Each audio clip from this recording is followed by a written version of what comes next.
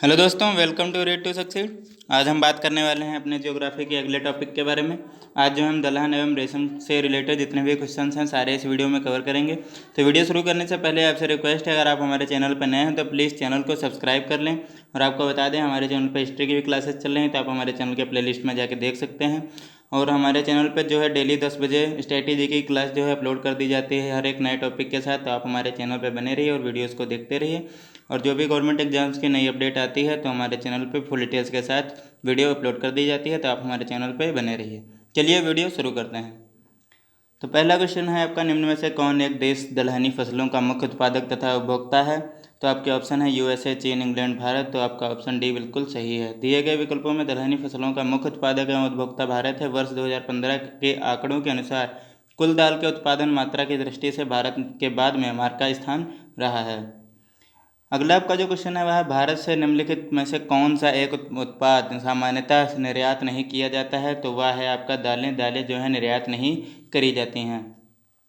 भारत में दालों का अत्यधिक उपभोग होने के कारण इनका अग्रणी उत्पादक होने के बावजूद आयात करना पड़ता है। अतः दालें भारत से सामान्यतः निर्यातित नहीं होती हैं, जबकि गेहूँ, चावल एवं चीनी का समय समय पर निर्यात होता रहता है।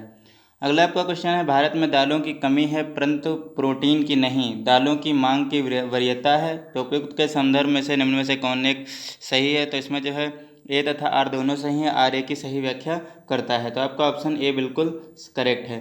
चलिए आपका इंपॉर्टेंट पॉइंट्स देख लेते हैं इसका। तो भारत में दालों की कमी है परंतु यहाँ प्रोटीन के अन्य स्रोतों की कमी नहीं है। यहाँ दालों की कमी के कारण उसकी अधिक मांग का होना है, जबकि दालों के उत्पादन में भारत अग्रणी है। इस प्रकार कथन और कारण दोनों सही है तथा कारण कथन की स्पष्ट व्याख्या करता है।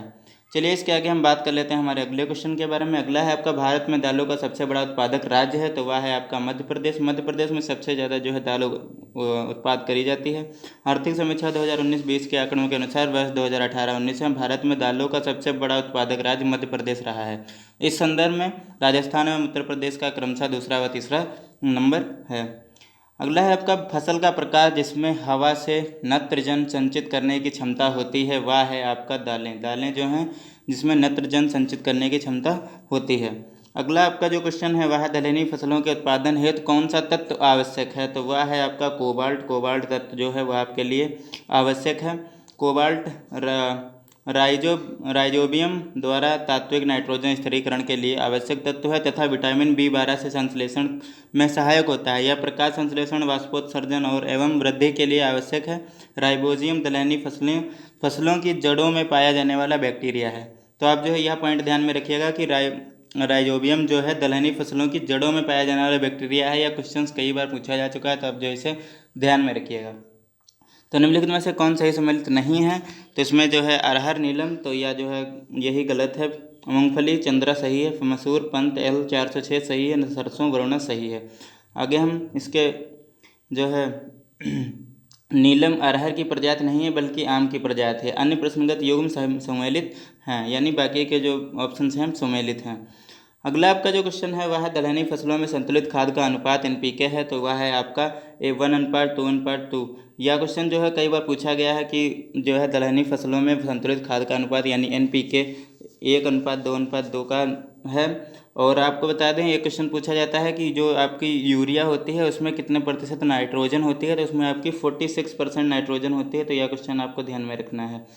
चलिए इसके आगे हम बात कर लेते हैं, अरहर का जन्म स्थान है। तो अरहर का जन्म स्थान है भारतवर्ष।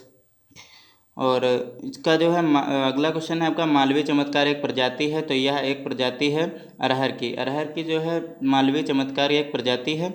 और अरहर की अन्य मुख्य प्रजातियां हैं अमर, आज़ाद, बहार, मालवीय, विकास, MS6 और पारस इत्यादि इसकी फसलें हैं, मतलब जो है प्रजातियां हैं। तो निम्नलिखित में से कौन सही सम्मिलित है? तो इसमें जो है अरहर, बहार यह प्रजाति है अरहर की, हमने अभी पीछे ही बताया है।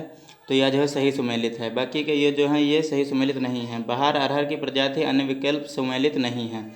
बहार एक प्रसिद्ध प्रजाति है। तो यह है आपकी अरहर की दाल की, हमने अभी आपको बताया है।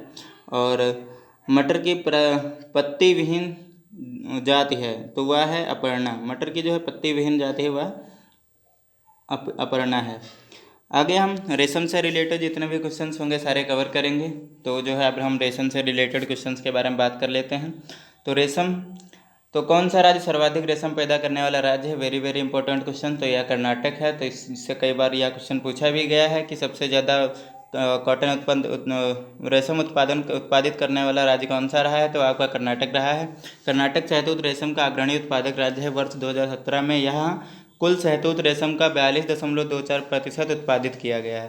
कर्नाटक देश के कुल कच्चे रेशम का सर्वाधिक 29.21% भाग उत्पादित करता है। अगला है आपका क्वेश्चन जो है, भारत के 3/4 से अधिक कच्चा रेशम प्राप्त होता है। तो आंध्र प्रदेश एवं कर्नाटक से, आंध्र प्रदेश एवं पश्चिम बंगाल से,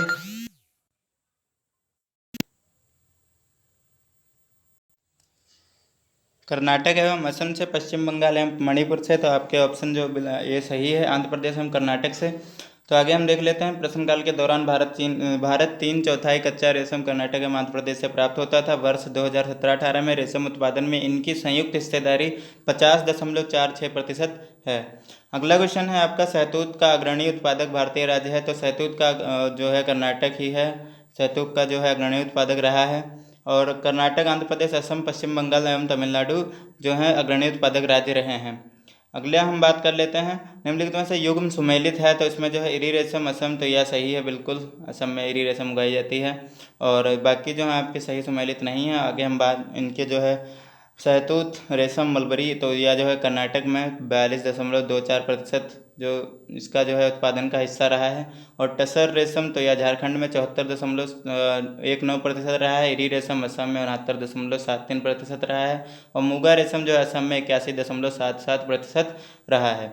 चलिए इसके आगे हम बात कर लेते हैं अगले क्वेश्चन के बारे में। तो अगला है हमारा, निम्नलिखित कथनों पर विचार कीजिए, दिए गए कोड से सही उत्तर चुनिए। भारत में कर्नाटक कच्चे रेशम का सबसे बड़ा उत्पादक है। भारत में आंध्र प्रदेश शहतूत रेशम का सबसे बड़ा उत्पादक है। भारत में झारखंड टसर रेशम का बड़ा उत्पादक है। तो यह पॉइंट बिल्कुल सही है। और आपका ऑप्शन जो है पॉइंट 1 बिल्कुल सही है और तीसरा पॉइंट बिल्कुल सही है। और चौथा और दूसरा आपका बिल्कुल गलत है, इसलिए आपका ऑप्शन सी सही है।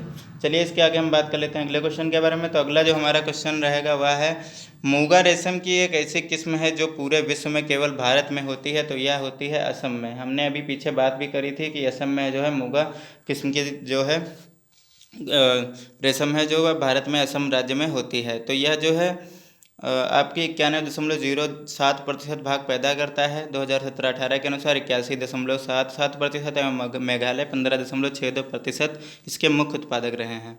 और अगला आपका क्वेश्चन है वह है, 1966 में ओक फ्लोरा की खोज ने भारतीय रेशम उत्पादन के इतिहास में एक नया अध्याय जोड़ा। निम्नलिखित राज्यों में से कौन सा ओक टसर रेशम का अग्रणी उत्पादक रहा है? तो यह मणिपुर रहा है जो ओक टसर रेशम का अग्रणी उत्पादक बना है। और वर्ष 2017-18 में कुल टसर रेशम का अग्रणी उत्पादक राज्य झारखंड है। और टसर को ट्रॉपिकल टसर और ओक टसर दो भागों में विभक्त किया जाता है। ट्रॉपिकल टसर का सर्वाधिक उत्पादन झारखंड में, जबकि ओक टसर का सर्वाधिक उत्पादन मणिपुर में होता है। अगला आपका क्वेश्चन है, निम्न भारतीय राज्यों में से कौन रेशमी वस्त्र का सबसे बड़ा उत्पादक है? तो रेशमी वस्त्र का सबसे बड़ा उत्पादक रहा है आपका कर्नाटक। तो यह क्वेश्चन आपके लिए इंपॉर्टेंट है, तो इसे जो है ध्यान में रखिएगा। और इस दृष्टि से आंध्र प्रदेश का दूसरा स्थान रहा है। चलिए हम आगे बात कर लेते हैं हमारे अगले क्वेश्चन के बारे में। तो भारत के निम्नलिखित राज्यों में से कौन अधिकतम सिल्क सूत उत्पादित करता है? तो वह कर्नाटक है। और स्टैटिस्टिकल ईयर बुक 2018 के अनुसार भारत का अधिकतम सिल्क सूत उत्पादक राज्य कर्नाटक है। इसके बाद क्रमशः आंध्र प्रदेश एवं असम का स्थान आता है। इसके बाद में हम अगली क्लास में जो है बागानी फसलों के बारे में डिस्कस करेंगे। तो इसमें जो है बागानी फसलों में हम काफ़ी कौवा एवं अन्य जो बागानी फसलें हैं उनसे रिलेटेड क्वेश्चंस जो हैं कवर करेंगे। तो आप जो है उस क्लास को जरूर देखिएगा। इससे एक दो क्वेश्चंस जरूर बनते हैं। अभी आपका पिछले CDS में भी क्वेश्चंस पूछा गया था, कॉफ़ी की जो प्रजातियां हैं उनसे क्वेश्चन पूछा गया था। तो कॉफ़ी से रिलेटेड बहुत सारे क्वेश्चन पूछे जाते हैं। तो आप जो है अगली क्लास मिस मत करिएगा। और अब चलिए हम अब क्लास को ख़त्म करते हैं।